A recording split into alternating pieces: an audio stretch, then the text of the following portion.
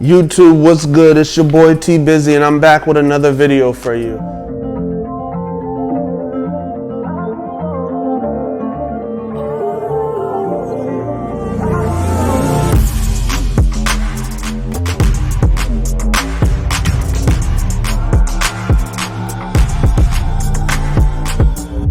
If you watched the last one, in honor of hitting 1,000 followers on IG, I decided to celebrate by purchasing a gun for $1,000 or less. Get it? 1,000 followers, $1,000 for a gun or less. But yeah, so I decided to, get something a little different, not just your normal 9mm, 5.56, 45. Nah, I wanted to do something different.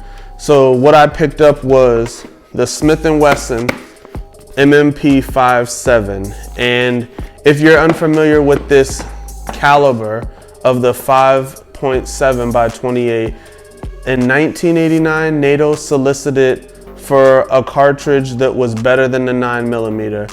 With that, they wanted a round that was more accurate, shot at a greater distance, had a greater capacity in rounds, and had terminal performance better or the same as a 9mm. Also on top of that, they wanted a round that could defeat body armor. And while they had this crazy wish list, FN created the 5.7 round, and that gave it. And just to show you a comparison of the 5.7 round compared to 9mm, you got the 9mm round here and you have the 5.7. And as you see, that 5.7 with the blue tip, it's like a mini rifle round, and it essentially is a mini rifle round. You're probably wondering, man, if it does all these things better than the 9mm, it must shoot crazy, like a 5.56 just in a handgun. But if that's what you're thinking, you're wrong. It actually shoots softer and has a noticeably big difference in recoil. And when I say that, meaning that it shoots way lighter than a 9mm. And if you haven't shot one, I challenge you to go shoot one at the range, shoot a 5.7 and shoot a 9mm, and put in the comments if you think the 9mm or the 5.7 shoots lighter. For me, I know for a fact that the 5.7 has way less recoil, making it a more accurate shot. Getting into the gun, before we even start this, let's do a safety check. So no magazine in the gun. Rack the slide, nothing's coming out. Visually inspecting it, pointing in a safe direction.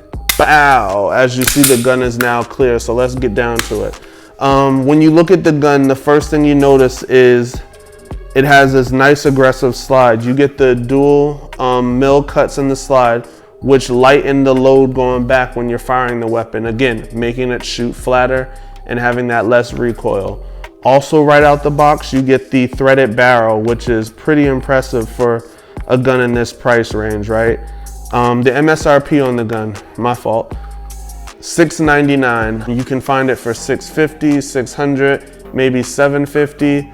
I was able to find it for $650, but the MSRP is $699. So keep your eye out on there, and if you see it for $650 or less, I definitely recommend getting it. But getting back to the gun, after the threaded barrel and the dual mill cuts in the slide, you also see it comes with a Picatinny rail, so you could throw on your light there.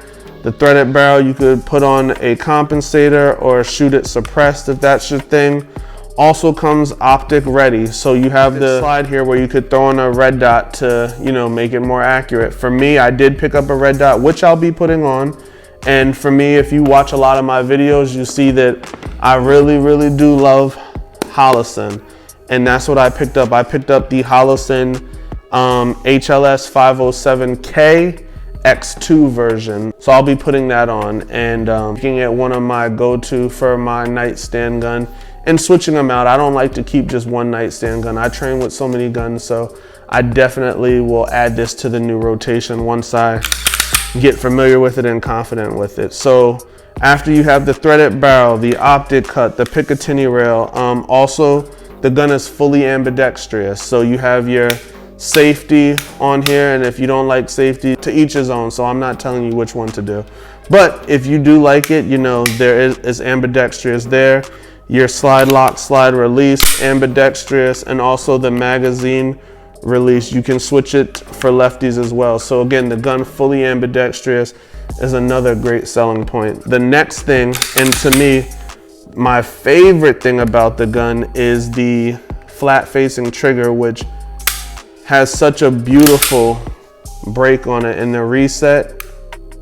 Amazing, and ow, right there, really short wall there.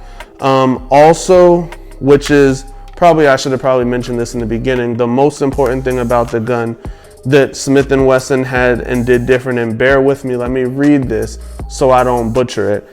But as far as the Smith and Wesson 5.7, they created this new temple barrel system, and it's a 2-port barrel system that allows primary extraction only after the projectile passes the gas port area. And what this does is it allows the barrel to stay in a static position long enough for the bullet to exit the barrel, hence creating a super flat shooting gun. So yeah, this is the gun. This is my new toy in honor of us getting to 1,000 followers. I want to get to 1,000 here. We get to 1,000 here, I'll get another gun, and you guys put in the comments, hey, we're going for 1,000, and what gun that you want. Put in the comments what gun we're gonna celebrate for that, and we'll bump it up to 2,000. If we get to 1,000 in the next month, we'll do a 2,000 or less gun review for you guys, and you guys let me know in the comments what you want. But yeah, the only con I could see about this gun is the ammo. Ammo prices with this are a little expensive. As I've been shopping it, they're about 64 cents a round, so it's a little high, but the gun is fun shooting, and to me it's worth it. This is the new weapon. I'll be shooting it at the range probably tomorrow after I put the red dot on. I'll give you guys my initial feedback, probably in the shorts, on what I think of it after shooting it. But yeah, I'm excited to shoot this gun, and hey, if you haven't subscribed, please subscribe, and you've been watching this long, hit the like button for me. That really helps us out here. So thank you for your time, and I'll get at you. Peace.